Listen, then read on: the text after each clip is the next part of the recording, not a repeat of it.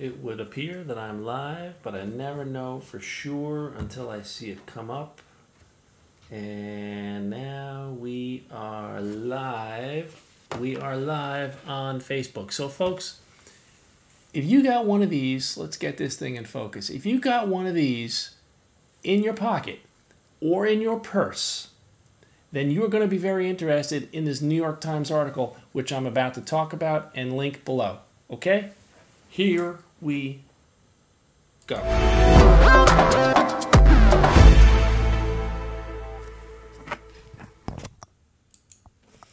right, let's get some audio going here. It's always better when you can hear me. So what I'm about to talk about today, it means a lot to you if you've got a Metro card in your pocket or if you in any way touch the New York City subway system on a daily basis, which of course millions and millions of people do. So the New York Times, I caught this incredible article. I strongly advise everybody to take a look. It was in the November 18, 2017 edition of the New York Times, and it's how politics and bad decisions starved New York City's subways. So you're watching Charlie Stern, and this is RedBlueTalk. This is my internet thing where I talk about how politics and government impact our own lives. This is the greatest example of one of those things. So gazillions of people take the subway every day. I'm on the subway probably between 4 and 10 trips each direction per week.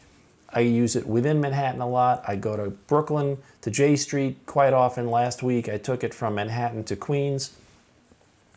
And if you've been taking the subways for a long time, you notice that there's been a degradation in the quality of service. You're standing on those platforms longer and longer. You're waiting for trains. There's confusion. You can't hear the announcements half the time. It's just not as reliable as it used to be. It's not your imagination. It's not my imagination. It's really going on. The New York Times did this incredibly long and exhaustive article, and apparently it's a series of articles where they look at what's going on. Disruptions and delays have roiled the system, but the crisis has been long in the making, fueled by a litany of errors a time investigation shows. So let me just begin to roll out some basic facts here about this story.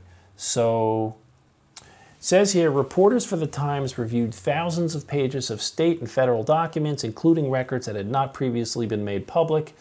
They built databases to compare New York with other cities, and they interviewed more than 300 people, including current and former subway leaders, contractors, and transit experts. And I'm just reading here, the examination found that the agency tasked with running the subway, which is the MTA, I'm going to explain a little bit more about what the MTA really is in a second. The MTA has been roiled by turnover and changes to its management structure.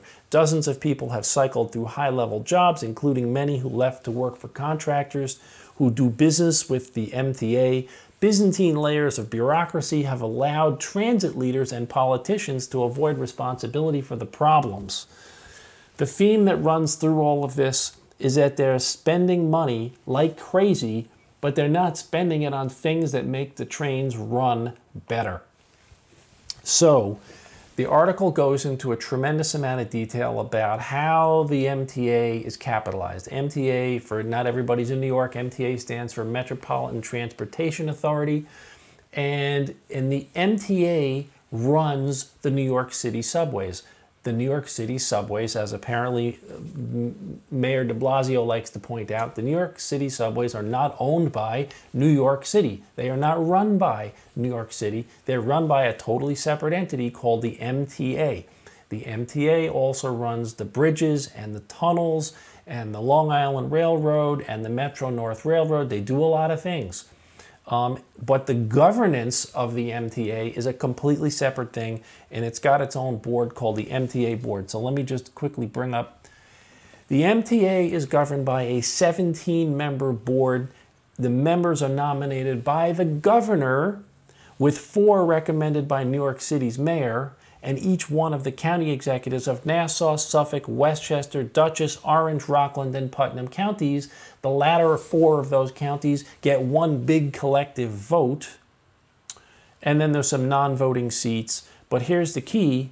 All board members are confirmed by the New York State Senate.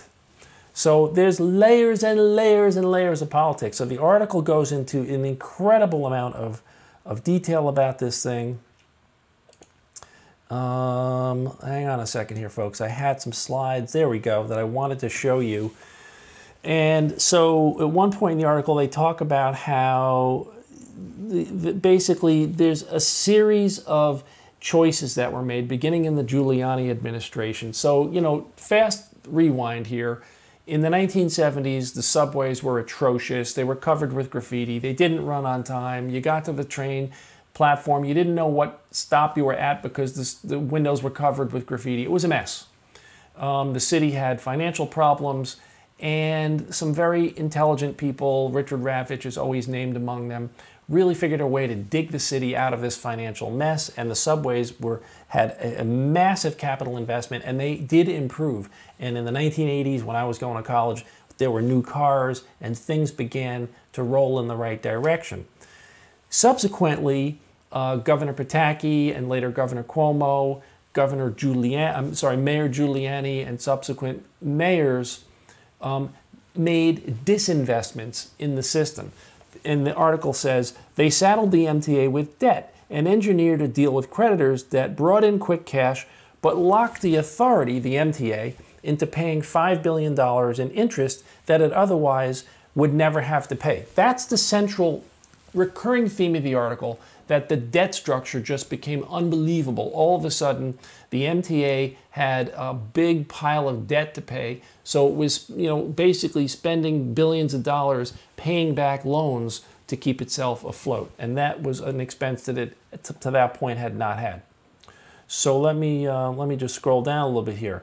The article then goes on to talk about another compelling problem that's facing this system, which is the cost of labor. Subway workers now make an average of $170,000 a year in salary, overtime, and benefits combined, according to a Times analysis. That's far more than any other American transit system, and in the average cities like Boston, Chicago, Los Angeles, and Washington, that $170,000 is more like $100,000 in total compensation. That clearly is a very hard to sustain model. Now it says here, the members of the TWU, which is the main transportation union, got a total of a 19% pay increase between 2009 and 2016. And for the sake of comparison, that increase was about 12% for the teachers union. So clearly they got a very hard to sustain financial model, riddled with debt, high labor costs. Not taking anything away from the TWU, those are dangerous jobs, they're hard jobs. The conditions that they work under are extremely difficult. They deserve to be paid. But there is something's going on, because the politics of providing pay increases to that TWU union clearly is a very compelling and hard to turn down opportunity for politicians, but it's not making the trains run better. So, you know, both sides of this issue kind of need to get looked at. Another clip I found, they figured that the subway was fixed, so they stopped thinking about it, said Gary Kaplan, who's a former MTA budget director. You can only stop funding something for so long before it breaks, and that is apparently what happened. So, again, coming back to this article, how politics and bad decisions starved New York subways. New York Times, November 18, 2017. Great article, long article, worth reading. If you take the trains every day, it's a must-read. It's going to be a very complicated thing to fix, but it is at the nexus of how power and politics and government come together. The board members of the MTA, they're appointed by the governor. They're ratified by the New York State Senate. There couldn't be anything more political. And of course, this has analogs in the schools and housing and so many other areas. So if you're standing on the train platform tomorrow and you're wondering why 4 trains have gone by but none of them have stopped and picked you up, this is why. This is how politics and government impact your own life. This is what my channel, RedBlueTalk, is all about. I stream simultaneously on Facebook, YouTube, and Periscope. So you can catch me there every Sunday afternoon. On Wednesdays, I also do a Facebook Live. So Wednesday evenings at 8:30, Sunday afternoons at 5 p.m. We stream live on 3 platforms: Facebook.com/RedBlueTalk, YouTube.com/RedBlueTalk. Please subscribe. It would mean the world to me if you would do that. Thank you very much. Comments on Twitter is always the easiest way to reach me, at RedBlueTalk. And we'll see you Wednesday night. Thank you very much for tuning in, everybody. Good night.